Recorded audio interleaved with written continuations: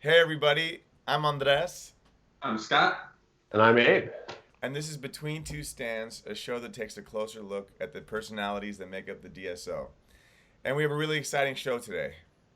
Yeah, today we're celebrating 50 years of CYE, or our Civic Youth Ensembles. We have two special guests that are former graduates or graduates of the CYE program, and they are Damien Crutcher and Kris Johnson. And we really hope you enjoy this conversation.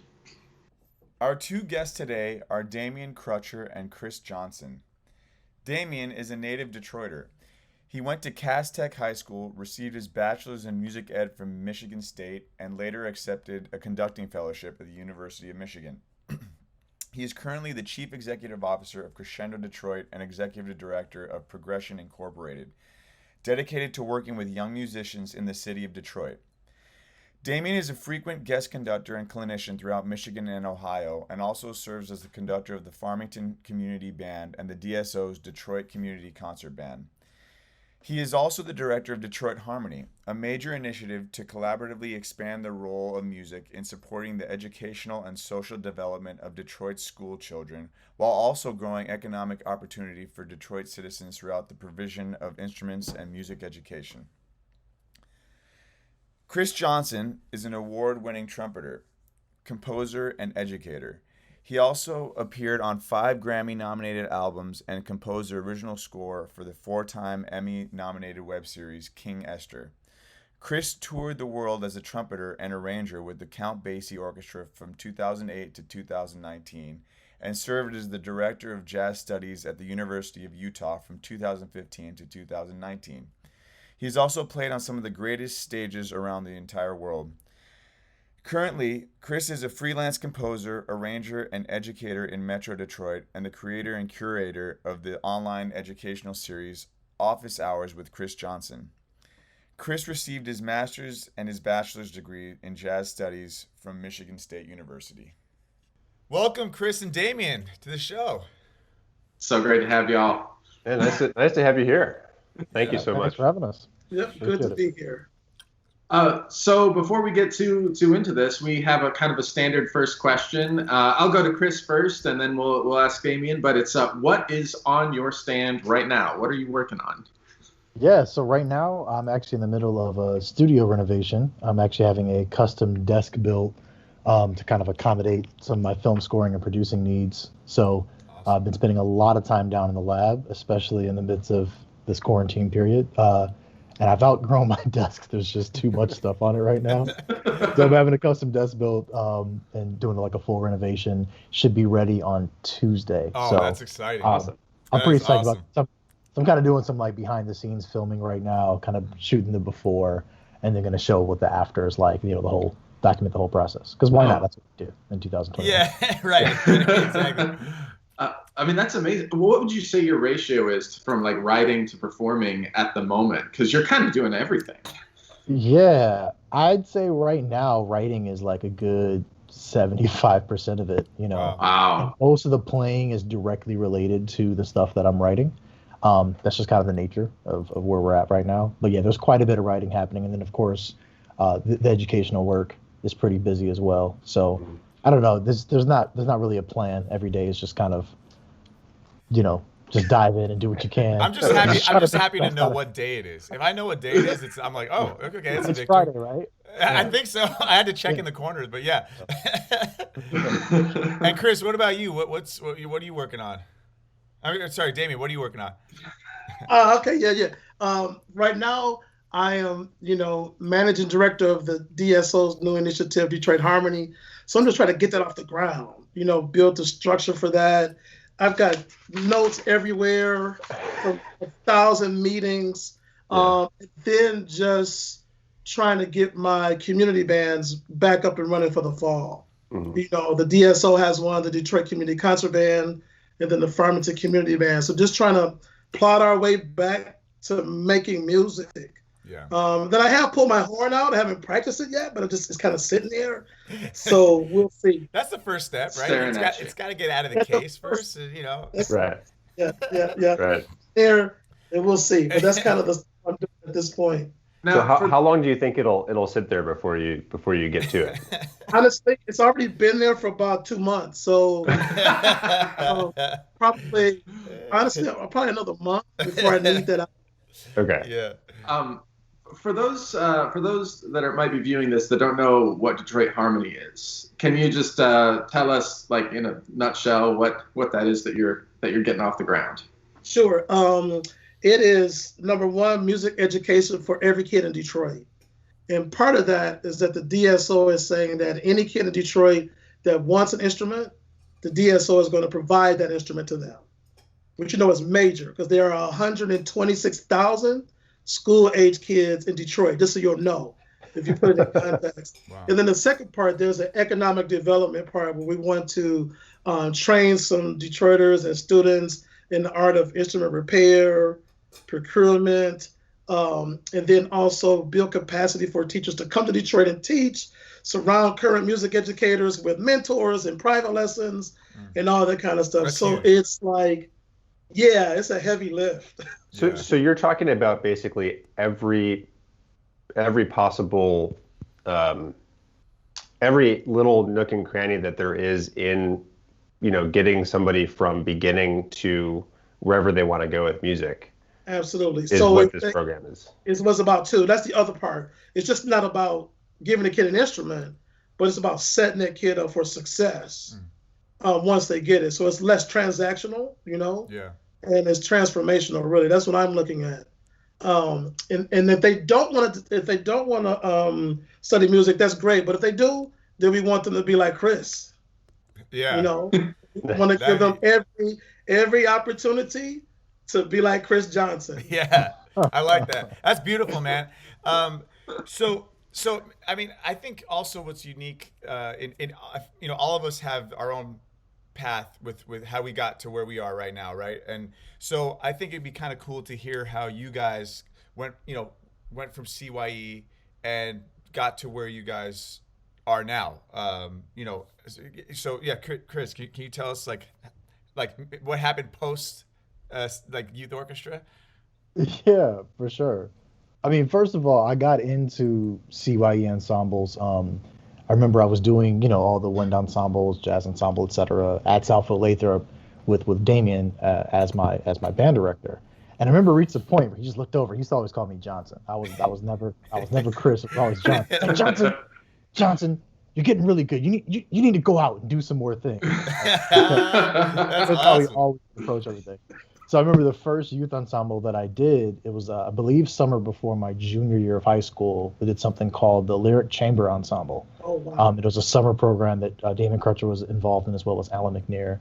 Did the jazz ensemble and the orchestra. It was great. So the next year, he's like, all right, Johnson, it's time for you to do the University of Michigan youth ensembles. So and literally just, he'd say, do it. I'd say, okay, mom and dad, I'm going to go do this thing. And so I went and I was involved with the youth orchestra and the band program there. And then that summer after my junior year, it's okay, now it's time for you to do CYE Summer Institute. So I auditioned and did the orchestra there. That was a really transformational summer, though. During that summer program was the first time I actually got to interface with one of my mentors, Omar Butler, fantastic trumpet player, went to Interlochen, went to Juilliard, and he was at Juilliard at the time. And he was one of the mentors for this Summer Institute. So I'm just sitting next to him in an orchestra, and it was just phenomenal. That summer, we also had Rodney Whitaker came to kind of do a demonstration on jazz, and I actually got to get on stage and play a blues with him and kind of talk a little bit about improvisation. I became aware of the work that himself and Wycliffe Gordon at the time were doing at MSU, and so started getting involved with that. So once I expressed that initial interest in jazz, I remember we had just started the fall semester at Lathrop, and Daisy Newman called Crutcher on the phone at Southfield Lathrop and said, we just had our first civic jazz rehearsal and Kris Johnson wasn't there. We need you to make sure that he's there at rehearsal that Tuesday night. And I wasn't even aware of it. Who knows? Who knows? So Crutcher was like, Johnson, next Tuesday, you and Charles Wilson. Wilson, you guys need to go down and do. Marcus Belgrave is teaching a youth group. I was like, yes, okay, great. So we just started going down. I mean, that's really what it was like. Everything I did was because Crutcher called me out and told me to go do something. And it was absolutely phenomenal. Went down, did that. We, was working with Marcus Belgrave every week, which is 100% transformational. Just to hear his sound and what he was providing educationally, the demonstrating, the tone, the culture. I mean, it was like nothing else. And back then, this is before the jazz ensemble was actually rehearsing in the orchestra hall facility, because this was back in 2000. And back then, there was no like educational wing. It was just orchestra hall, Right. and we were rehearsing in the Matrix building on Parsons. So we're like downstairs practicing amongst these cubicles, and it didn't matter. We were just like so stoked to be down there. Oh, that's cool. Through there, got to work with guest artists like Wyclef Gordon and Victor Goines and Eric Reed and Delfield Marcellus and Rodney Whitaker and so many others. And it was from there that Rodney Whitaker was like, okay, great. You need to come to Michigan State. And so by the time I got to MSU, and I didn't realize how weird it was, because Damien had this gift for not telling us how crazy something we were doing was. But I separately was being recruited by the classical trumpet studio with Dr. Richard Illman, as well as in the jazz department with Rodney Whitaker.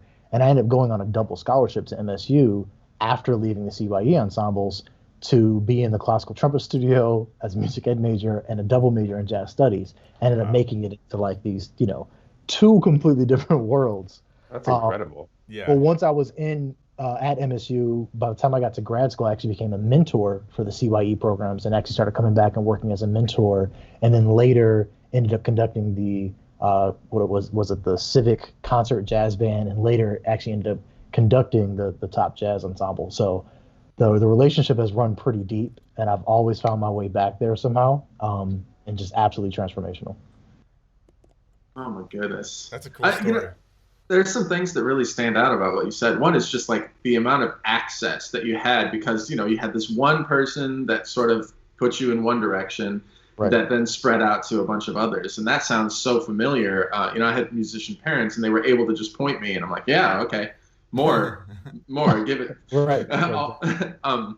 But Kris, I wanted to ask you about you said you were working a lot on education stuff, and do you find that the same techniques that were kind of provided for you, is that like kind of the direction you're going, or what education projects are you working on? Yeah, I mean, absolutely. I think what's really key, and the thing that I learned, and Damien, I'm just going to keep bringing you up, so just get used to it, all right? What I really learned was it's about mentorship, and it's about seeing students where they are and then just pointing them in the direction. And without telling them that what they're doing is something like super, super high level. A lot of times it was just kind of like, hey, just do this thing. And if we didn't know it was that big of a deal, we didn't realize how huge of a feat, that we were taking on. So for me, a lot of my educational approach is about really meeting my students where they are and listening to them and talking to them and kind of, holding their hand through the process, but it doesn't look as traditional because it's not really the types of students that I run across. A lot of it isn't like traditional education. So in a lot of cases, I think it's really about mentorship. It's about inspiration. And honestly, it's just about, making the kids believe that they can do something, whether they're going into music or not. Mm-hmm. I mean, the thing that Damien used to do all the time is I was always, when I stopped being Johnson, I was Professor Johnson. He just saw something in me. He's like, you're going to become a professor. And so he just started calling me Professor Johnson. There's a friend of mine, Lauren Jefferson, used to always call her Dr. Jefferson. She later went on and, and became she's a dentist, right, Crutcher? Mm-hmm. I believe. Yeah, that was his thing. He would see this gift in us and he would call us by that name.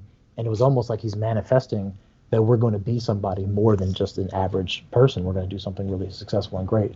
And I really try to adopt that in my own educational practices.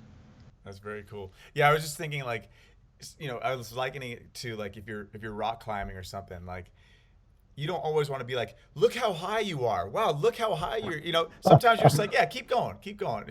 Like sometimes it's not good to know how high you're climbing, So that's cool. So and Damien, like, oh, sorry. Sorry, I have to ask, Damien, your ears got to be burning now. And I saw you writing something down. Like, how does that make you feel? Like, you're rolling this and you're continuing everything. Like, I wrote a few things down. Yeah, it's a trip. I think, first of all, watching Kris and his classmates go on and do amazing stuff makes you feel proud. I mean, I can't tell you how proud I am of what he's done and what they do. And it gives me inspiration to do that for all the kids in Detroit at this point. And the thing about like excellence and exposing our kids to the very best and letting them know they can do it is big. Because I wrote down here Hindemith and West Side. Because I remember Kris played the Hindemith Sonata in high school. He took it to festival, right? He was like, da, da, da, da, da. And the judges were like, what the hell? You know, they were like, wow. And I remember the first year of the Southfield Academy, Arts Academy, Kris suggested that we do West Side Story because we had taken them to the thing in Canada. Right? Stratford Festival to see it. He said, can we do this next year? I said, yeah. So that year we programmed West Side Story as our musical, and then the symphony band was working on Lincolnshire Posey at the same time. Right. So you got this all black band, right, playing the stuff, and they were playing the hell out of it. And I never told them like, this is hard. It's like, just do it, let's go, So that's what it kind of that's what I think about. Just it makes you feel good. Yeah, it does. So, and Damien, so like, I'm sure like I said, everyone's got different paths. What was your path? How did you get to where you are? So, first of all, I'm a Detroiter. Like I'm born and raised Detroit. I played trumpet in middle school, but when I got to Cass Tech, I was really far behind the kids from Bates and Spain. I mean, they were like miles ahead of us, and just making the adjustment to Cass Tech was rough. It's this place where they're like, this is Cass Tech, you're either gonna make it or you're not. We're the greatest, So making that adjustment was difficult. And I was like last year, trumpet playing a concert band. I was getting D's in band, but my band director Jack Shelby approached me one day and said, you should maybe think about playing something different. And I said, okay, that'd be good because this is not working. It wasn't working at all. That's a tough conversation to have sometimes too, right? Like, for sure. That's a tough thing to bring up, Yeah, and to be able to have the insight how to say it right and to do it right is makes a tremendous teacher. Yeah. And so I happened to be watching PBS, and I don't know why I was watching PBS at 16. And there was an orchestra on, and they did this camera shot behind the horn section. So I went to school the next day, and I said, Mr. Shelby, I want to play that instrument that they put their hand on the bell like this. They do this. He just kind of laughed at me. He says, Mr. Crutcher, it's called a French horn. I said, I want to play French horn, And I can tell you that that turned my life upside down. Like literally, it changed how I viewed myself, how I saw myself. And I met a black French horn player, Ellis Washington, who took me under his wings. And then he said, let's learn this duet and let's play at my church one Sunday. And I said, your church? I said, sure. So we go to this church in Detroit, all black church. It's got an orchestra. Wow. Like the pastor had 8 daughters. They all had PhDs or something. They all went to Cass Tech. They all played an instrument. One of their daughters had a DMA in violin performance. So I'm like thrown into this sea of black excellence, Mm-hmm. Another daughter is studying flute at Oberlin, so I'm in there. We got 3 horns. We got this quartet. And so that's kind of where life just changed for me. And then there was a scholarship available for us kids in Detroit to study with DSO musicians. Mm-hmm. And so I took that scholarship and started studying with Brian Kennedy, of the DSO, and that was boom. Because, Brian, his sound was the best. It is the best, I want to sound like you, I want to sound like you. yeah, kiddo. And so that opened the door to Interlochen and then Michigan State, and then later on I did a degree in conducting at Michigan with H. Robert Reynolds. Mm-hmm. And so I was supposed to go in to teach at a college. Reynolds had 3 college interviews set up for me. And I came to him one day and says, Professor, there's a job opening at Southfield Lathrop High School, and I want to go back and teach my people, my kids. And he was like really upset. He was like, what? You're supposed to be a college professor or a professional conductor. I said, no, I got to go back. And so that's when I went to Southfield later to build a program from almost scratch. And that's how I came across, Professor Johnson and his crew. So that's my story. I could have been overlooked as a kid, but there were always people that said, hey, try this, do this, go here, do that. And that's the thing that I wanted to do for the kids at Lathrop. Honestly, I took the job at Southfield Lathrop to show people that a Black high school band and orchestra could do it. That's great. And they did. I mean, we played at Carnegie Hall. Wow. Kris is just one of many that are professionals, doing their thing now. And so that's kind of my story. That's awesome, man. That's great.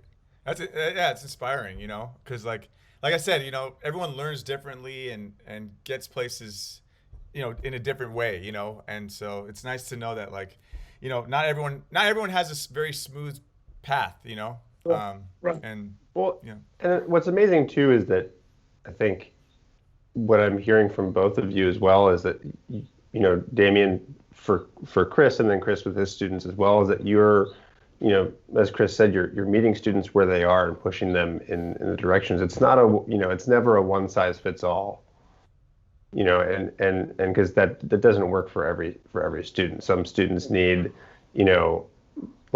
organized practicing because they're super talented and they just need to know how to work, and then other students need they're super good practicers, but then they need technical help and things like that. So it's really amazing that you take that to heart and encourage your students and build your programs that way.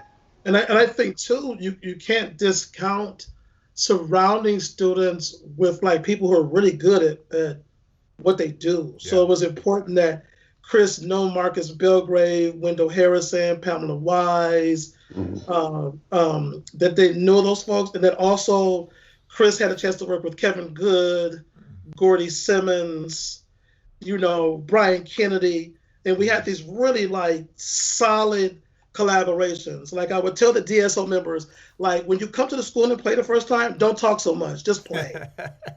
That's good. That's a good lesson right there, just for everybody. I said, Black kids want to know, what do you have? What you got?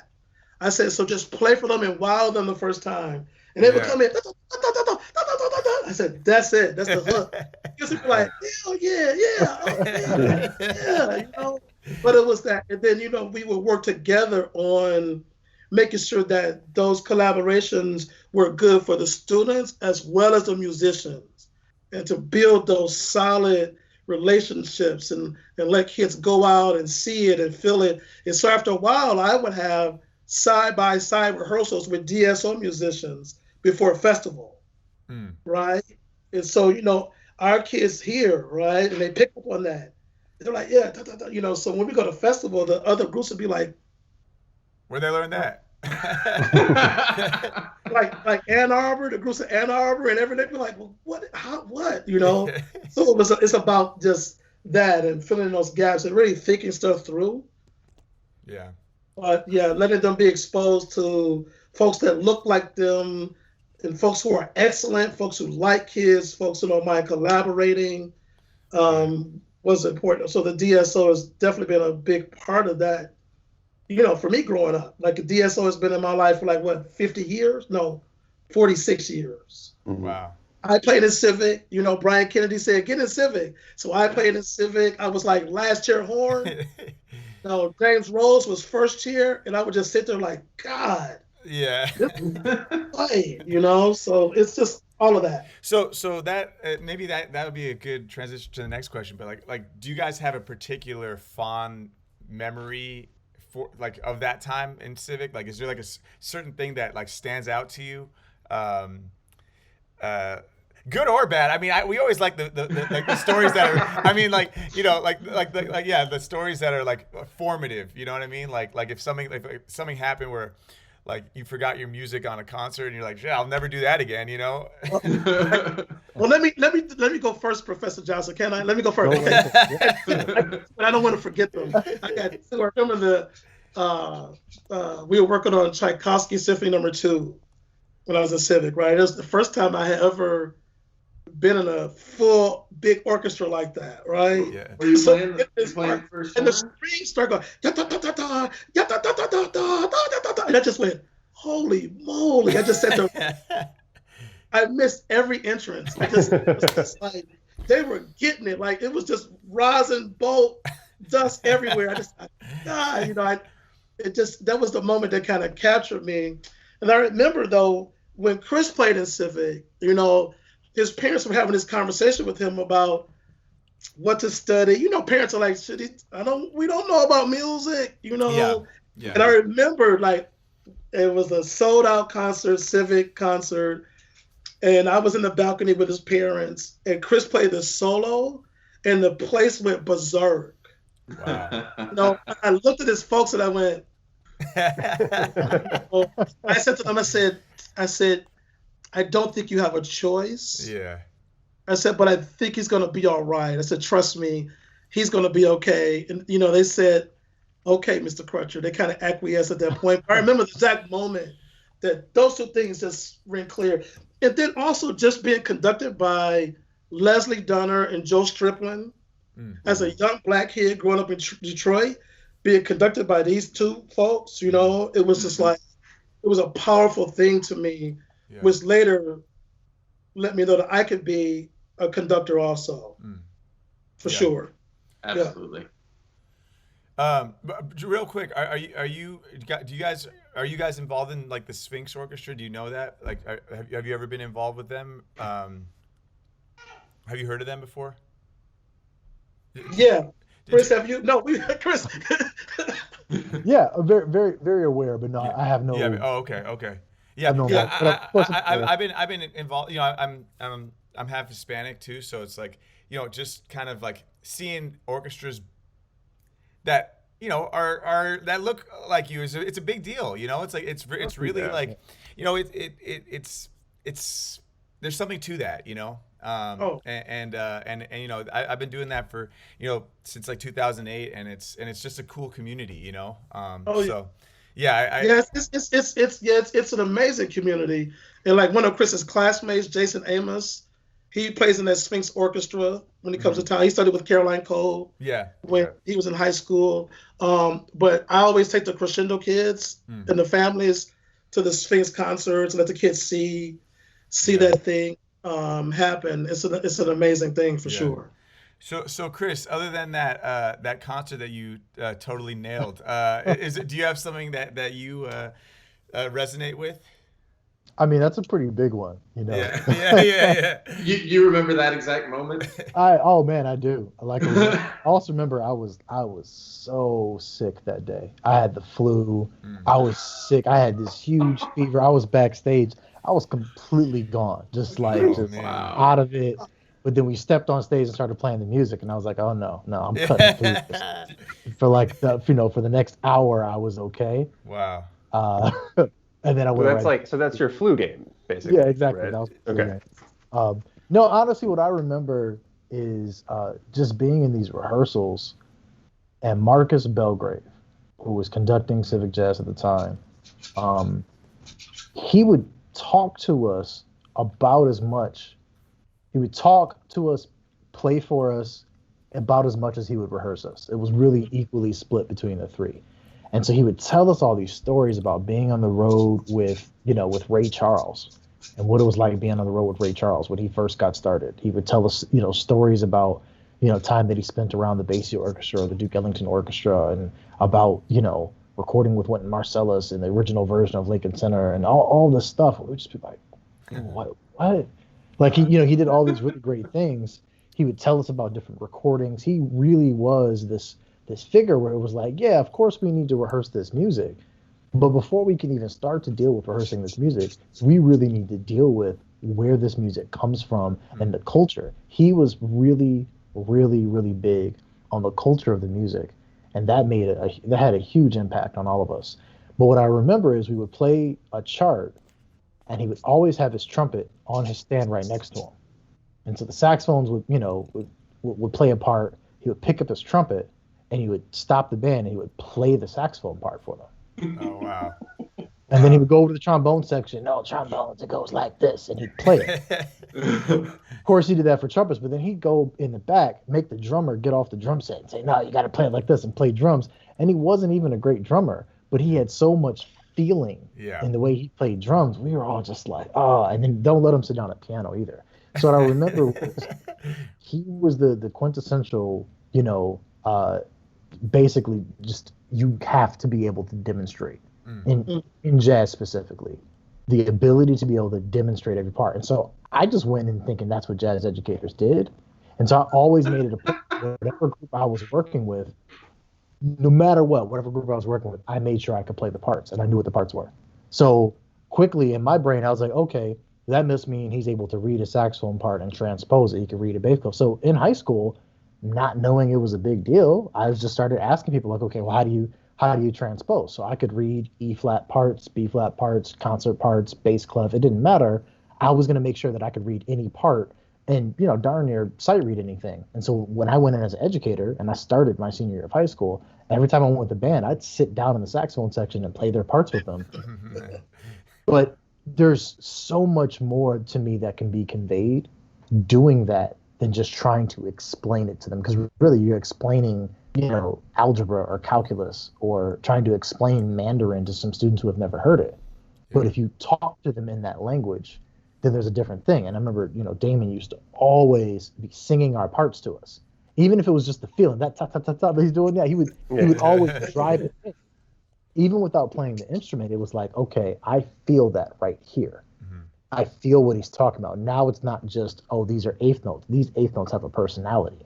And so you start taking on, I think, the personality of your conductors. You start taking on how passionate they are about what it is that they're teaching. And then when you can start showing that to your students, it's like, it's a whole other level, because then they become just as invested in these phrases as you are. Wow, that's pretty good. These eighth notes have personality, They do. Yeah. Well, at Southfield Lathrop, I would rehearse with the doors open because the teachers love to hear the band rehearsing, and I would just da, da, da, da, da, da, da, da. And I thought about that, when I went to Interlock in Allstate. Allstate back then they had this band for us poor kids, right? Because we could only afford to do 2 weeks. It was the Allstate program. And Donald Cinta ran that. So the band was extraordinary. Like Larry Radcliffe was the conductor. And I remember that's where I got it from, because we were playing The Passing Bell. And I think Warren Benson and Larry Radcliffe says, no, it's ding-dong, da-dong. And I remember one day I saw him on the street at Interlochen, and I went, da-da-da. He just looked at me like, what is wrong with this kid, But I back to where I picked that up from, that part, like making the notes, and I can't sing in tune, but making the notes come alive and demonstrating is important. So yeah. I remember, I had a teacher who will not be named, but couldn't play anything. Like couldn't like, sometimes you just need to like see it or hear it or whatever, and they couldn't do it, and it's like. There was a wall. I hit a wall. Like I couldn't get past. And then when I moved on from the teacher, and they could like actually demonstrate, like, no, let me like take my sticks. Here's how you do it. And I'm like, oh man, like it was refreshing. It's refreshing to see it and like, experience it right there and have someone you admire play it for you. It's like, yeah. So I really agree with that, Chris. That really makes a lot of sense. That's big, right? And then when I met Chris, I had just finished at Michigan studying with H. Robert Reynolds, and his thing was don't talk so much, show it, like make it. It's got to come from here, Crutcher, And so I came with all of. I was bubbling over with music. I just finished at Michigan, right? So I get these kids, and I just gave them everything I had, which was as we look back, Chris and I just happened to be listening to. One of my former students posted a clip of the band playing a festival in 2001. And, I actually started crying when I heard it, because I thought, man, those kids were like playing.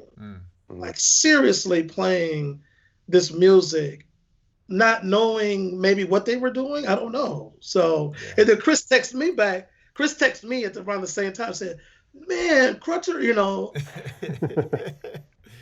Wow. Yeah, it was crazy to hear that because it was like I knew we were good. When I heard that, I was like, this still sounds good.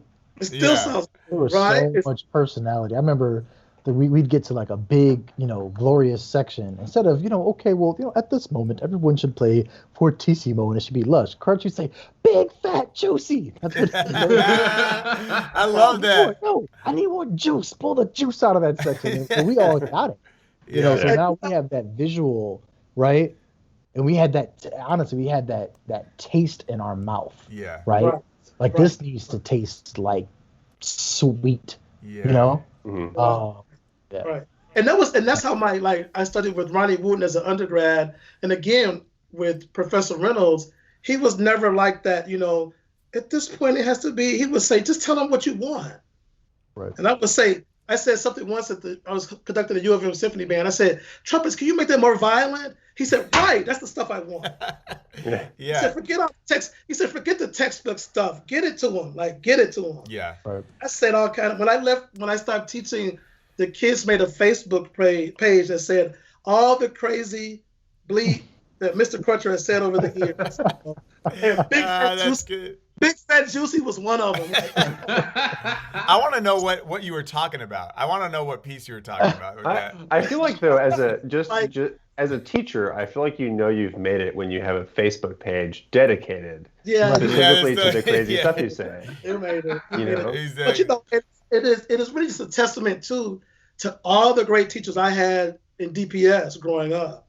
Mm-hmm. Like there were legendary people like Brazil Dinar and the Brazil Dinar Chorale. They were so good, Jack Shelby, Victoria Miller, Pat Terry Ross, Peggy McConnell. We had so many fantastic music educators in Detroit. David Williams, who told us you can do it. They showed us good music. They made us perform. They didn't take anything less than your best.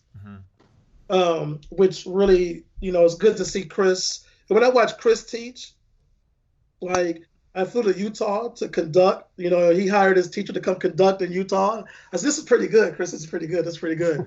And to watch his students go, oh, Mr. Johnson is so good, to see it pass through the generations is amazing to see. One thing that just a couple themes that I feel like we've hit on is almost a challenge of the more traditional way that the music education process is done. In that, Damien, you were talking about playing trumpet, and then it's like you need to play something else. This doesn't seem to be working for you. I would think that traditionally the trope doesn't go from trumpet to horn, as if you're struggling on trumpet, you're going to be better on French horn. And that's obviously not right thinking. It's the right instrument for the right student. Go meet the student where they are, and then you can develop that. But and we also talk about the music education in Detroit, how it has to be, how you have to bring that. So is there any change that y'all would like to see or that you've been making that needs to happen, in your opinions, in music education in general? The things that people should just be more aware of. Well, you want to be on here for 2 more hours? Okay, let's do the short version. Give us some broad strokes. Well, because how can I say? At the DSO, we're starting to have those conversations. Mm-hmm. We started to have those conversations, and with Detroit Harmony, I have about 50 people now involved in the leadership structure of Detroit Harmony, just so everybody knows. And they're from across the country. And my music education work group has Kris in it, MSU Community Music School, Interlochen, Crescendo Detroit, Wayne State. Everybody's in that. There are about 25 people in their music education group. And we're starting to have those conversations. Aren't we, Kris? Oh, yeah, how do we reconstruct music education to work these days? How do we celebrate the amazingness? I'm gonna make up a word like of music in Detroit. So you've got this amazing orchestra, you've got amazing gospel music, you have amazing music production. Techno music was started here, jazz. You know, how do we like bridge these gaps? Yeah. And work together to create this music education scene that's like second to none. So we're starting to have, and Kris talks a lot about the early, he could talk about it himself, the early ages and how we should reapproach that. He's always telling me, yeah, Crutcher, that was good back then, but we should do this now. So I'll just hand it off to him. But that's kind of where we are with Detroit Harmony, which is exciting to be a part yeah, of that. and I just want to say that it's this first step, right? Like starting to talk about it, you know, starting to get those changes happening is starts by like discussing it and bringing it to the table, you know. So that's great, you know. Yeah, and you know, and here's the thing. I think that the experiences I had, you know, with Civic Jazz, with the Summer Institute Orchestra at Lathrop, the music was just part of it. And the music isn't really what sold us necessarily. I think a lot of it was, okay, well, we're going to play this music because the people that we're looking up to, these mentors that are speaking to us and that mean something to us and that saw something in us, they believe in us. So we're just going to get on board with this because I didn't know anything about Lincolnshire Posey. Like I didn't, you know, it wasn't what was relevant to me, but I know that through working with Damien, if he said to play this piece, I'm like, okay, great. Mm-hmm. Before I'd even say what is it, just put it in front of me and let's go. So it was really more about the culture. It was more about the mentorship, and it was really about, it's not just performative based. It's not just here, play this piece of music and now, you know, you're good and you're doing right when you're in this rehearsal. Most of the time I spent in the band room was not spent in rehearsal. Mm-hmm. Every single lunch break I was there. Every day before school, I was there. Every day after school, I was there. We were doing something. We were happy to be somewhere. Yeah. So I think what happens is when you give kids that safe space of belonging to something and being somewhere, this is not a popular opinion, but it almost doesn't really matter what the quality of music is. To me, that will come for the students who are meant to be really great performers, or that'll come as you get them exposed to more things. But getting them in the door and having them be exposed to great music, and more importantly, having them be exposed to great leaders that could help to mentor them. And that's really what it's about. So to me, it's more about like a laboratory or a space, a creative space, you know, that students can be in and just get used to just thinking in that way and being around other creatives more so than it is come play this orchestra piece. I think that's great. But having music production in 2021, at this point, it's not, I mean, we saw the same thing happen with jazz. How long did it take from the time that university programs and conservatory programs became a thing? How long did it take for it to be normal for jazz programs to exist, where someone could go study jazz in the School of Music and not have to go into the student union, which was the case for a lot of schools? They could actually go into the School of Music and play and study jazz, God forbid, eventually be able to get a degree. I was amongst the first group. I graduated MSU with my bachelor's in jazz in 2005. I was amongst the first group of students who could graduate with a bachelor's in jazz studies because the program was brand new. Yeah. So my thing is, and so my thing is this is, are we going to do the same? We've already done the same thing with music production. How long has music production been around? Jazz, like the type of jazz that's usually studied at the collegiate level is ancient. Yeah. Right. And it's just like, it had to become old enough where it was old enough and not hip enough or cool enough. We're like, okay, now it can be studied. Now it's studied at university level. But now what's happening with music production? Again, there's a few sprinkles of programs here and there that have music production. They're kind of slow to getting in. But it's like, music production has been around forever. Why is it so scary? Yeah. Honestly, like hip hop, any of that. Why is it so terrifying for institutions to grab onto that? Because there's culture and there's study involved with all of them. The ideal musician, to me, we have musicians in all these different pockets. To me, the ideal musician can kind of just code switch and move between multiple genres of music and play whatever. They're just artistic and they're musical. And to me, the ideal student is exposed to a lot of different things. Even if they decide they want to go in one particular direction, they've been exposed to a lot of different things, and they're not told, well, what you like isn't art.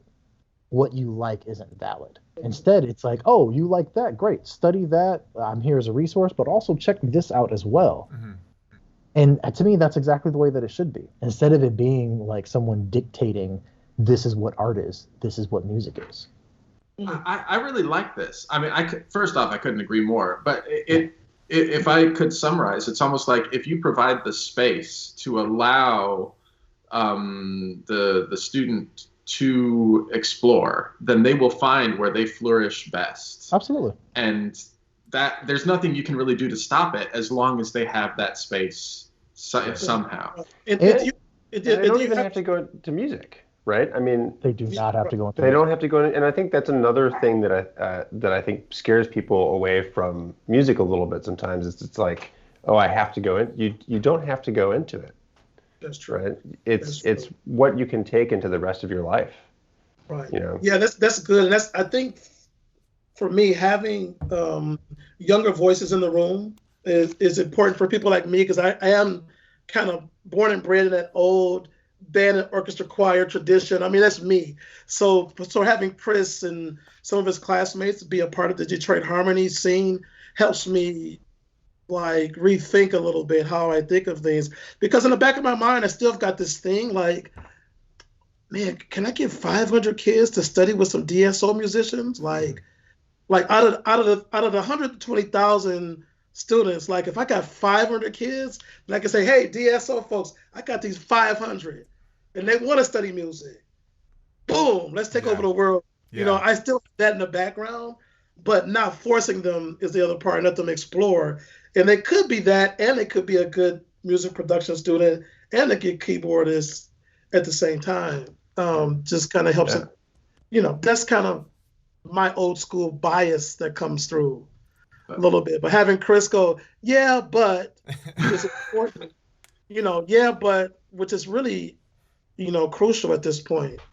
Yeah, and I think the thing that stands out is that doesn't mean no, the students shouldn't study this. Not by any means. Right. It's just yes, and.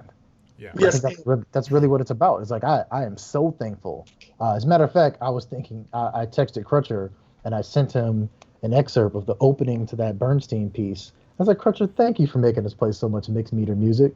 Because that was normal. By junior year, it was normal to me to see 7/8 and go to 5/8 and go, okay, whatever.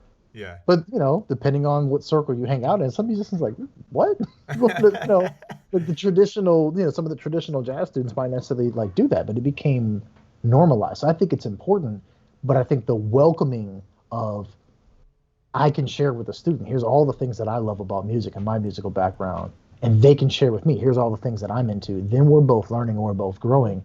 They can be influenced by some of the stuff I'm checking out, but I'm not trying to tell them this is what it means to be an artist. Mm-hmm. If they happen to gravitate towards it because of my influence, great. If they can be helped in some other way because of my influence, then great. Or if they go off into something else completely different, but they've learned how to be disciplined and they've learned how to be passionate and they've learned how to be kind to people, then great. To me, there's no one size fits all in terms of what the goal is.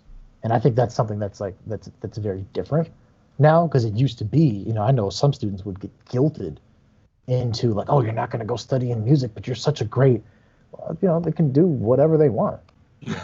I mean, and the tools at least the tools that I think we all learned along the way can be applied to so many things, like I feel like I can learn so many things now from having learned an instrument, like that, like you said, that discipline, that intensity, that focus, you could apply it to other things, So right. I can't say I'd be a good, heart surgeon, but I might be a good, something else. I don't know. So it's like I don't know. I've never tried, but it'd be just those tools you learn can be applied to so many things. Yeah. And I think that's the powerful thing about musicians, classical jazz or whatever, is that they learn how to like make it happen. Mm-hmm. Like you talk about Kris, I didn't know he was sick that day. But part of my teaching to him was, let's get it done, and you think about what it took for you all to do what you do on stage, for me to do what I do. It's important that kids get that lesson. Like, we worked hard as hell to do this. Yeah. We worked hard to maintain it, but you want kids to grab that part too. So if they become doctors, lawyers, plumbers, contractors, whatever, that they take that with them for sure. That's important. Well, this doesn't happen by accident, right? Like if somebody wants to be a musician, they've worked hard. They've found their voice. They've done the research. They've done the work that it goes into being whatever musician they've become. And so you, with that is a skill of knowing how to be good, knowing how to be good at something. And so, Andres, you could be a heart surgeon. You just have to really look into how to be good at it. I'll try it on you. Let me try it on you first. Okay, yeah, I'll be your practice. It was funny when I knew Kris was going to play with Lincoln Center, and I knew they were going to do the Bernstein. I laughed to myself. I said, I wonder when someone's going to look at him and say, God, you are just barreling through this. I was wondering that, you know. Mm-hmm. And when he texted me, I said, yeah, that's what I was waiting for. I was waiting for that, you know. It makes you know that what we were doing was right. Yeah. Mm-hmm. You know, and those foundational skills. And the thing that, for me now, Detroit Harmony, as we build this at the DSO, is just like filling in all the gaps for our kids in Detroit. Yeah. You know, it's like there's so many gaps that are keeping them from being what you see on the screen. And how can we all come together? We're smart enough, we got enough money, we got enough musicianship across the city to kind of fill in these gaps. So I guess I'll get off my soapbox, but you know, that's kind of where my headspace is, you know, and you know, true. Like I said, every time I look at Kris, I think, okay, it's possible. Yeah. You know, when I look at you guys, I think, you know, we can all do this together. It makes some things like really happen. Yeah. Absolutely. We've been talking about music, which is always awesome, but we always enjoy seeing like different sides of the people that we talk to. And one of our favorite questions is like, what are your guys' like outlets? Just like, if we just put music aside, what is your guys' like outlet outside of music, if you have one? Yeah, you got Damien's thinking about it. He's like, I don't do anything else. You know, it's serious. He turns his head. Yeah. He's looking. Like, that's how far over to the left he has I didn't answer. Kris, you go first. You go. Yeah, Kris. I have 2 kids. They're 8 and 10. So, like, I don't know. When I'm not actively involved in music, it's just about them. So, whether that's playing outside, thank God the weather's nice again, so we can get out and do some sports and bike rides, and hoverboards, playing Uno, you know, just like family, I think. Yeah. How's it been, the pandemic-wise, for the family and everything? It's been tough or okay? You know, they whined for like the first like 3 months maybe, but they just changed gears. They're like, okay, all right, so what we can do is they're really good at that. Like, it's like, okay, wait. So tell me the parameters. And we're going to enjoy it at the height of the... Okay, so when it's nice outside, we can play with the neighbor. We have to wear a mask. Okay, but if we're playing catch and we're a little bit distant, we can take the mask. Okay, cool. And they would just do that every day. Like, I want to go outside and play football. Okay, let's go outside and play football. Yeah. Then it became, wait. So we can't see all of our friends in person and play indoors, but we can play online? Okay, great. So now they're playing on their Switch. They're playing Minecraft on their Switch, and then they're doing... a FaceTime call, a Facebook Messenger call, talking to their friends. So now all their friends are playing video games together. They're just not in one place. Yeah. So they've got the full thing hooked up. It's honestly, it's really amazing seeing how resilient kids are. Mm-hmm. And if you meet them where they are and just give them opportunities. So I was like, all right, look, you guys, let's invest in these video games a little bit more. You can have your multiple devices and all that. Because like, what else are you going to do right now? And they adjust. They do great with virtual school and all that. They're fun kids. And then it's just like, all right, now we play Uno every night, and we watch a family movie all the time. So there's a lot, you know, I try to always look at the silver lining. And what else is like, of course, there was always quality time. Mm-hmm. There's a different level of quality time now. Yeah. Because we're not as busy outside of the house as you were before. So to me, it's just like, let's lean into that and take advantage of that and go on more family walks and all of those things. Yeah. Plus they're soon-to-be stepmom. She should have been a stepmom about almost a year ago now, but the pandemic messed up our wedding plans. We're getting married this August. Supposed to get married last August. Congratulations! She actually moved here about 3 months from New York, about 3 months prior to the pandemic. So it just happened where our starters finally along. We've been long distance for a long time. She moved here, And then 3 months in, not only is she like a new stepmom, like, with 2 kids, but we're like quarantined. So it's kind of like, I laugh and say it's kind of like boot camp. Yeah. But Yeah. the bond that they formed has just been really beautiful. So My wife's about to move from New York to Detroit too, so we got to get them together and have that like they can have that longing for New York City. Woo, man, it's a heck of a move. Yeah, I So know, I know. She went from Broadway to the basement, so I don't know. Listen, his fiance, she's an incredible musician, singer. I mean, she's captivating. She's got it. My life is a little less exciting. Like music and Detroit Harmony and all that is really consumed a big part of it. Which is good right now because I'm not doing a lot of conducting. Usually I'm doing a lot of honor bands and I'm flying out of the state to conduct and run crescendo. But during the pandemic, like I love good food. Like, oh yeah, I love good food. Like, and I like good TV. So like I got into like shows like Schitt's Creek. I watched that in 1 week. I went back last week and started watching The Jeffersons from the very beginning. Oh, nice. Wow. And you forget how good it was at the beginning.